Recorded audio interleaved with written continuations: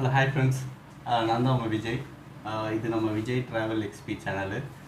ஏன்னா இவன் ரொம்ப நாள் கழிச்சு வீடியோ போட்டிருக்கானே, என்ன பேச போகிறான், எதை பற்றி பேச போகிறான் அப்படின்னு யோசிக்கிறீங்களா? ஒன்றும் பெருசாக கிடையாது.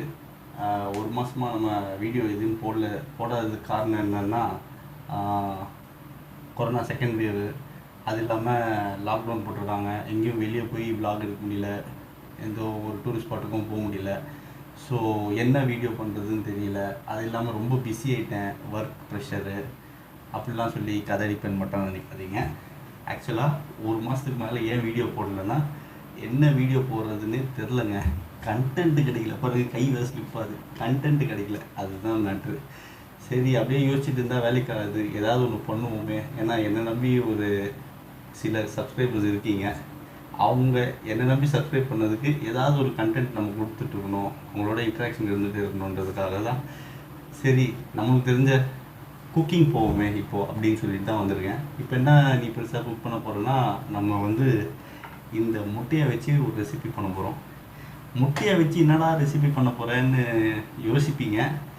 பெருசாக ஒன்றும் இல்லைங்க, எல்லோரும் போகிற மாதிரி முட்டையை வச்சு ஒரு ஆம்லெட் போட போகிறேன். ஆனால் ஸ்பெஷல் ஆம்லெட் போட போகிறேன், ஆந்திரா ஸ்டைலில் காரமாக டிஃப்ரெண்ட்டாக ஒரு எக் ஆம்லெட் போட போகிறேன். அதை நீங்கள் பாருங்கள், நீங்களும் ட்ரை பண்ணுங்கள். எப்படி இந்த ரெசிபி வந்திருக்குன்னு கண்டிப்பாக நீங்கள் கமெண்ட்ஸில் உங்களுடைய சஜஷன்ஸை ஷேர் பண்ணணும். சரி போவோமா, சமைப்போமா? கிச்சனில் இருக்கிறதுனால ஃபேன் இல்லை பாருங்கள், ஸ்வெட்டிங். சரி ரைட், ஓகே, நம்ம வீடியோக்குள்ளே போவோம். நம்ம இந்த பிரெட் ஆம்லெட்டுன்னு வருது பாருங்கள் நம்மளுக்கு. எக் ஆம்லெட் எப்படி நம்ம டிஃப்ரெண்ட்டாக செய்யலாம் அப்படின்றது பார்ப்போம். ஆமாம், இப்போ இந்த எக் ஆம்லெட் பண்ணுறதுக்கு என்னென்ன இன்க்ரீடியன்ஸ் வேணும்னு நான் சொல்லிடுறேன். இன்க்ரீடியன்ஸ்னால் என்னென்ன பொருள் வேணும் அப்படின்றத நான் சொல்ல போகிறேன்.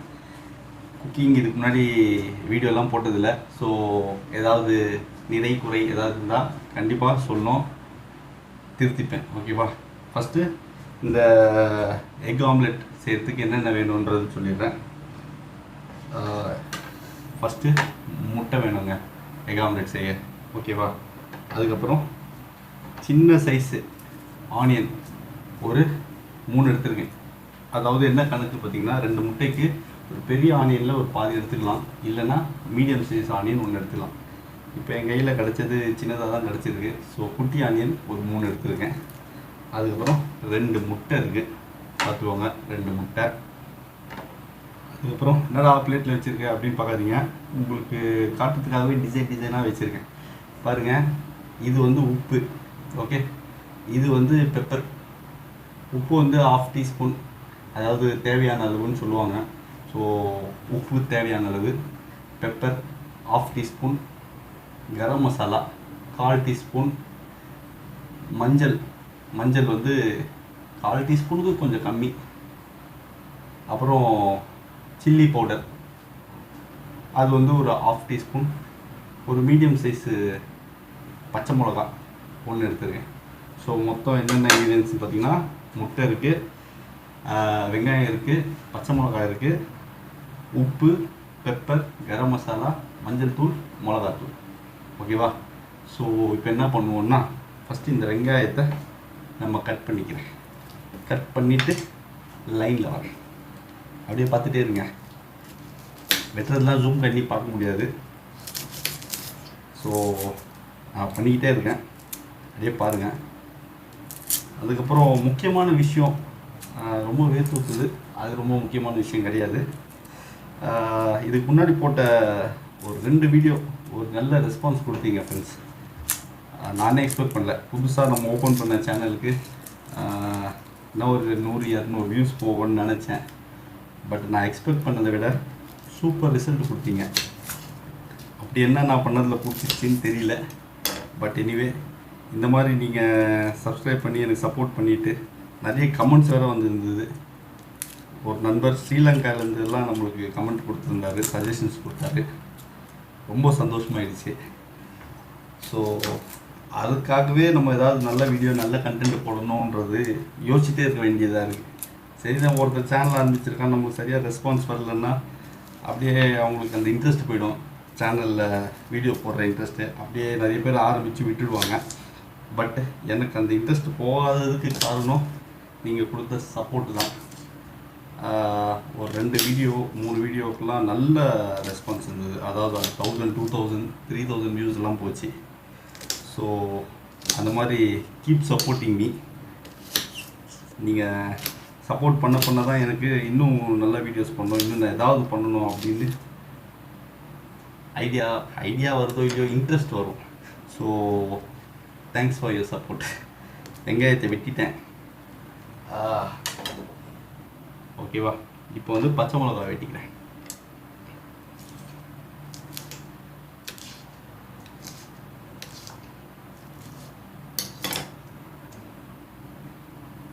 எல்லாத்தையும் வெட்டிட்டேன். இப்போ வெங்காயத்தை வந்து நான் ரொம்ப குட்டி குட்டியாக வெட்டலை, கொஞ்சம் பெருசாக தான் வெட்டிடுவேன். ஏன்னா இந்த எக் ஆம்லெட்டுக்கு பார்த்திங்கன்னா ரொம்ப பொடிசாக வெங்காயம் இருந்தால் இன்னும் டேஸ்ட்டாக இருக்கும்.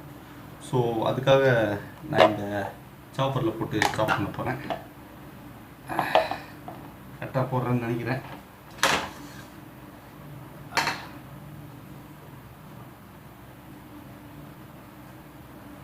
சாப்பரில் இந்த வெங்காயத்தை நான் உங்களுக்கு காட்டின குவான்டிட்டி வெங்காயத்தை போட்டுட்டு அதோட இந்த பச்சை மிளகாவையும் போட்டு ஃபுல்லாக சாப் பண்ணிக்கலான்னு இருக்கேன். பண்ணிக்கலாமா? நெக்ஸ்ட்டு இப்படிலாம் போடணும்னு நினைக்கிறேன்.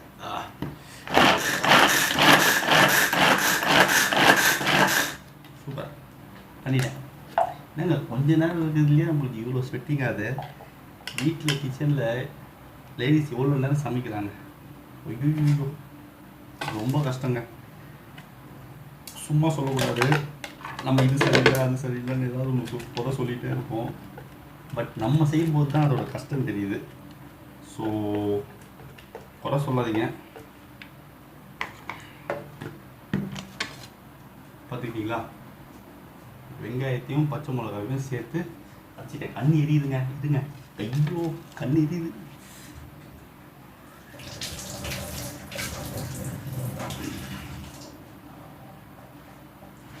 ஓகே. ஐயோ கண் எரியுது. வெங்காயத்தை வெட்டிட்டேன் இல்லையா?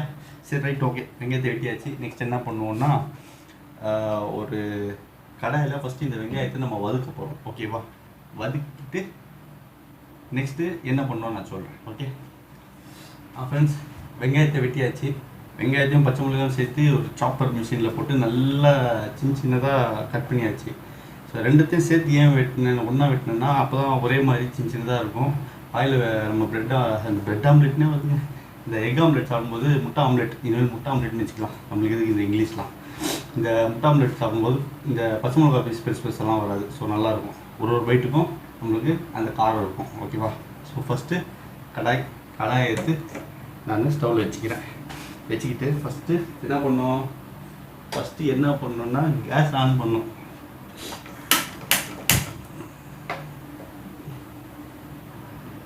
கேஸ் ஆன் பண்ணிவிட்டேன். இப்போ லைட்டாக நம்ம வந்து ஆயில் ஊற்றுறோம். ஓகேவா? ஓகே. ஆயில் எவ்வளோ ஊற்றினோம்னா கொஞ்சமாக ஊற்றுங்க, ரொம்ப வேணாம். ஏன்னா நம்ம வெங்காயத்தை சாப் பண்ண வெங்காயத்தை வந்து வதக்க மட்டும்தான் நம்ம ஆயில் யூஸ் பண்ணுறோம். ஸோ ரொம்ப ஆயில் வேண்டாம்.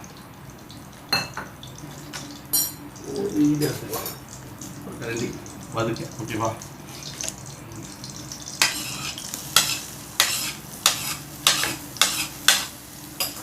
கை தான் பெஸ்ட்டு, ஸ்பூன்லாம் அடிக்காது. சும்மா சொல்லக்கூடாதுங்க. வீட்டில் லேடிஸ்லாம் நம்ம ஒரு 10 நிமிஷம் உட்காந்து ஒரு ஆம்லெட் போட்டு நம்மளுக்கு இவ்வளோ கஷ்டமாக இருக்குது. அதாவது ஊற்றுது, காற்று வரல, கன்ஜஸ்டடாக இருக்குது. கிச்சனில் எல்லோரும் ஒரு ஏசி போடுங்க, அட்லீஸ்ட் ஒரு ஃபேனியாவது போடுங்க. இப்போ இந்த வெங்காயத்தை வந்து நம்ம வந்து வதக்குறோம். எப்படி வதக்கணும்னா கோல்டன் ப்ரௌன் கலராக வரணும். அதாவது கண்ணாடி தன்மைன்னு சொல்லுவாங்க. இந்த வெங்காயம் வந்து ஒரு டிரான்ஸ்பரண்ட் ஸ்டேஜுக்கு வரும். அந்த ஸ்டேஜ் வரைக்கும் வதக்கணும். ஓகேவா? ஃபஸ்ட்டு ஸோ என்னென்ன போட்டிருக்கோம்? வெங்காயம், பச்சை மிளகா சாப் பண்ணுது எண்ணெயில் போட்டு வதக்கிக்கிட்டு இருக்கும்போது இப்போ நம்ம இந்த மசாலாலாம் போடுறோம். என்னென்ன மசாலா இருக்குதுன்னு சொல்லிட்டேன். ஸோ எல்லா மசாலாவும் இதுக்குள்ளே போடுறேன். உப்பு, பெப்பரு, கரம் மசாலா, மஞ்சள் தூள், மிளகாத்தூள். ஓகேவா?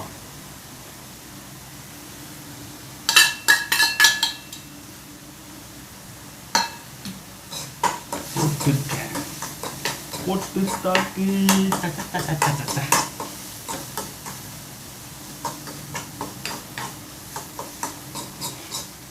இந்த வெங்காயம் வந்து இந்த டிரான்ஸ்பரன்ட் ஸ்டேஜுக்கு வரணும். கோல்டன் ப்ரௌன் இல்லைன்னா அந்த வெங்காயம் வந்து அந்த டிரான்ஸ்பரன்ட் ஸ்டேஜுக்கு வர வரைக்கும் வதக்கணும். இந்த ரா ஃபீல் இருக்கவே கூடாது. காரைக்குடி ஸ்டைலும் கிட்டத்தட்ட இதே மாதிரி தான். பட் இதில் அவங்க வந்து இந்த மசாலா ஜாஸ்தி போட்டு இஞ்சி பூண்டு பேஸ்ட் எல்லாம் போடுவாங்க. நம்ம அந்த மாதிரி பண்ணல, சிம்பிளாக பேச்சுலர்ஸ் கூட வீட்டில் செஞ்சு சாப்பிடலாம்.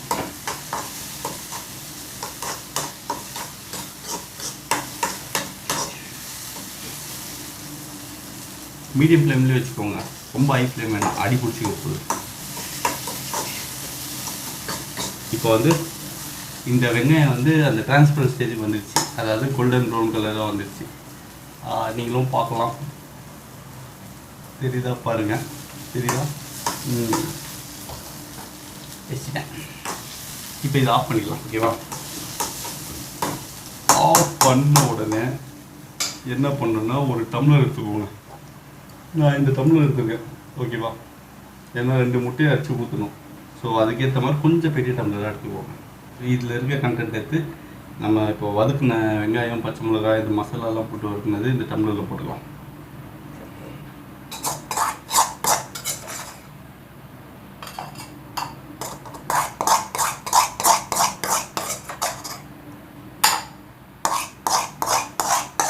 ஸோ போட்டாச்சு. இப்போ நீங்கள் எடுத்து வச்சுருக்க இந்த 2 முட்டையும் வச்சு அதில் ஊற்றிடலாம்.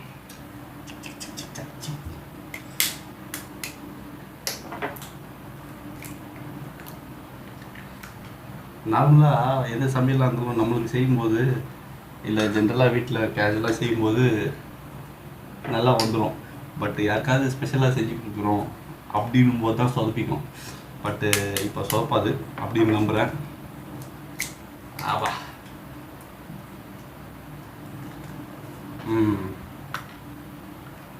முட்டை அச்சில் ஊற்றினேன். இப்போ கடை தான் இருக்கணும். ஓகேவா?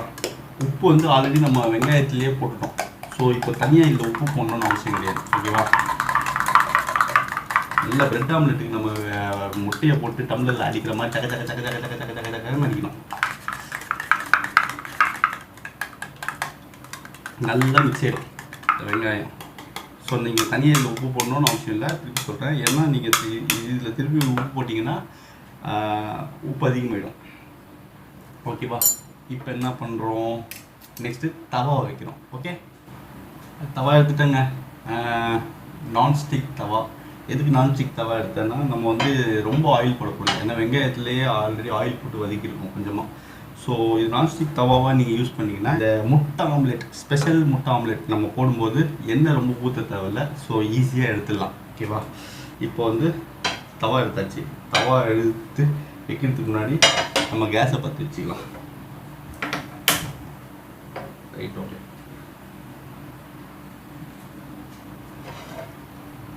கேஸ் வந்து கொஞ்சம் மீடியம் ஃப்ளேமில் தான் வச்சுருக்கேன். ஏன்னா ரொம்ப ஹை ஃப்ளேமில் இருந்தால் மேலே வந்து நம்ம அந்த முட்டை வந்து மேலே வந்து ஃபுல்லாக வேகிறதுக்கு முன்னாடி கீழே அடி பிடிச்சிடும். ஸோ நம்ம மீடியம் ஃப்ளேம்லேயே வச்சுருக்கோம். எண்ணெய் நான் ஊற்றலை, நல்லா நுட்டிக்கோங்க, தவாவில் எண்ணெய் ஊற்றலை. இப்போ இந்த முட்டை, இந்த வெங்காயம் எல்லாம் போட்டு நம்ம கடை அடிச்சோம் பார்த்தீங்களா? கொஞ்சம் இந்த தவா சூடானதுக்கப்புறம் இப்போ இது ஊற்றுறோம். என்னடா எல்லோரும் செய்கிற மெத்தடில் தான் நீங்கள் முட்டை ஆம்லெட் செய்கிற அப்படின்னு யோசிச்சுட்டு இருப்பீங்க. இப்படி தானே முட்டையை செய்யப்படுங்க, அது எப்படி ஆம்லெட்டை போட முடியும்? ஆனால் இதில் ஒரே ஒரு புது மெத்தட் என்ன சொல்லியிருக்கேன்னா, வெங்காயத்தை வதக்கி மசாலா அதுலேயே வதக்கி போட்டு அதுக்கப்புறம் முட்டையை அடித்து ஆம்லெட் போடுறோம். நார்மலாக தமிழ்நாட்டிலலாம் முட்டை ஆம்லெட் எப்படி பண்ணுவாங்கன்னா, வெங்காயத்தை கட் பண்ணிட்டு பச்சை மிளகாவை கட் பண்ணிட்டு அதை அப்படியே டம்ளரில் போட்டு முட்டையை போட்டு உப்பு போட்டு காரம் போட்டு அடித்து ஊற்றிடுவாங்க. அது ஒரு மெத்தட். அது அந்த முட்டை ஆம்லெட் சாப்பிடும்போது நம்மளுக்கு அந்த ஆனியனோட க்ரன்ச்சினஸ் தெரியும், நல்லா இருக்கும். அது ஒரு டேஸ்ட்டு. இது வந்து வெங்காயம் வந்து க்ரன்ச்சியாக இருக்காது, சாஃப்டாக இருக்கும், ஆந்திரா ஸ்டைல். ஸோ இது வந்து இது ஒரு டேஸ்ட் கொடுக்கும். அந்த முட்டை ஆம்லெட் அது வேறு டேஸ்ட் கொடுக்கும். இதை நீங்கள் ட்ரை பண்ணுங்கள். இது என்னோடய ஸ்டைல். ஊற்றிடலாமா? சூடாகிடுச்சுன்னு நினைக்கிறேன். ரைட்டு, ஊற்றுறேன்.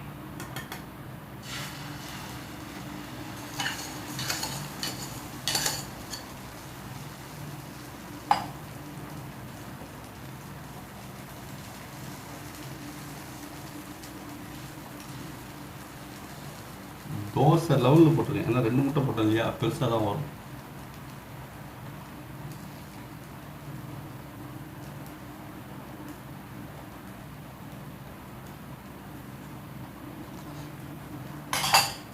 எப்படி இருக்கு? நல்லா வந்துருக்கா? நல்லா கிட்ட வந்து பார்க்குறீங்களா? அங்கே பாருங்கள், மேலே இன்னும் அந்த லிக்விட் இருக்குது. லோ ஃப்ளேமில் வச்சதுனால கீழே வந்து ப்ராப்பராக குக் ஆகும். ஒரு கரண்டி எடுத்துக்கலாம். கரண்டி எங்கே வச்சுருக்காங்க? வாவ், கரண்டி கிடச்சிருச்சு.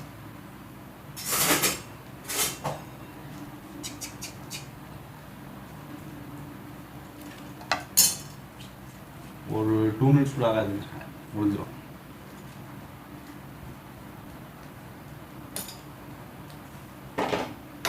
கிச்சனில் எடுத்த இடத்துல வைக்கணும். வச்சுட்டேன். சாப் பண்ணதெல்லாம் க்ளீன் பண்ணிடலாம். நம்ம வீட்டில் சொல்லுவோம், கிச்சனை க்ளீனாகவே நம்மளே அது பண்ணலன்னா எப்படி?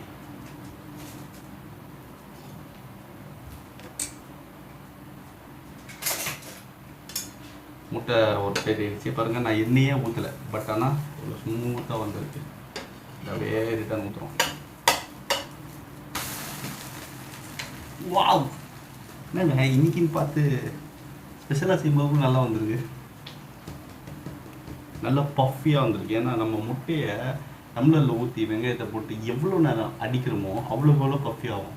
நீங்கள் ஒரு 5 மினிட்ஸ் அடிச்சிங்கன்னா அதுக்கேற்ற மாதிரி பஃபி வரும். டெல்லிலேயோ பாம்பேலேயோ எனக்கு எங்கேன்னு எக்ஸாக்டாக தெரியல, அங்கே ஒரு இதே மெத்தட் ஒன்று இருக்குது. அவங்க வந்து ஒரு மிஷின் வச்சு ஒரு 10 நிமிஷம் அடிப்பாங்க, பிளெண்ட் பண்ணுவாங்க.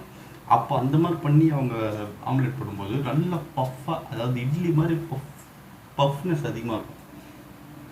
அதுவும் நான் இன்னும் டேஸ்ட் பண்ணதில்லை, ஆன்லைனில் பார்த்து தான் சொல்கிறேன். இப்போது முடிஞ்சிச்சு, கீழே ஆஃப் பண்ணிடலாம். நல்லா ஒரு வாட்டி செக் பண்ணிக்கோங்க, எங்கேயுமே அந்த ஆஃப் பாயில்டு மாதிரி இருக்கக்கூடாது, அந்த லிக்விட்னஸ் இருக்கக்கூடாது. நல்லா வெந்திருக்கணும் 2 சைடும் ப்ராப்பராக. இப்போ நான் பண்ணியிருக்கிறது பார்த்திங்கன்னா நல்லா பஃப் வந்துருக்கு. தெரியுதா? தெரியலையா? நானே வீடியோ எடுத்து நானே சமைக்கிறேங்க, ஸோ அட்ஜஸ்ட் பண்ணிக்கோங்க. ஸோ இந்த பிளேட் ஏன் எடுத்துருக்கேன்னா, ரெட் கலரில் அழகாக இருக்குது பிளேட்டு. மற்றெல்லாம் ஸ்டெயின்லெஸ் ஸ்டீல் பிளேட்னால தான் இது எடுத்துருக்கேன். நம்ம இப்போ மாற்றிக்கலாம். இல்லை வாடா,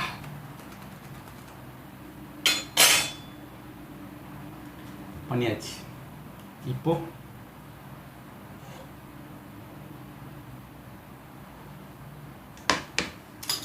வாங்க, நெக்ஸ்ட் உங்களுக்கு எப்படி வந்திருக்குன்றதை இப்போ நான் காட்ட போகிறேன். Okay, come on.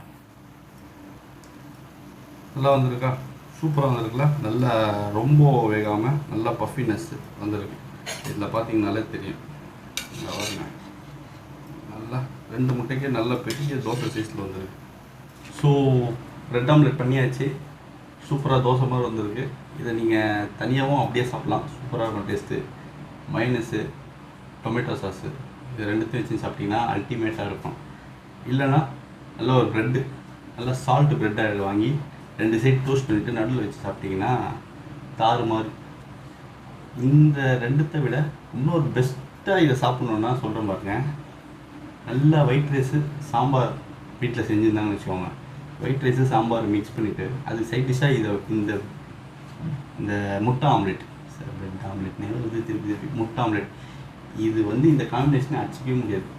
So white rice sambar, அதுவும் முருங்காய் சாம்பார், முள்ளங்கி சாம்பார், இதை நல்லா மிக்ஸ் பண்ணிவிட்டு இந்த முட்டையை வச்சு சாப்பிட்டிங்கன்னா உங்களுக்கு தாறு மாறாக இருக்கும். சாப்பிட்டோன்னே செம்ம மந்தமாக தூக்கம் வரும். ஸோ சாப்பிட்டு பார்க்கலாம் எப்படி இருக்குதுன்னு சொல்கிறேன். விருப்பத்தரனா நானே சாப்பிட்டு நானே சமைச்சு நானே சாப்பிட்றேன்.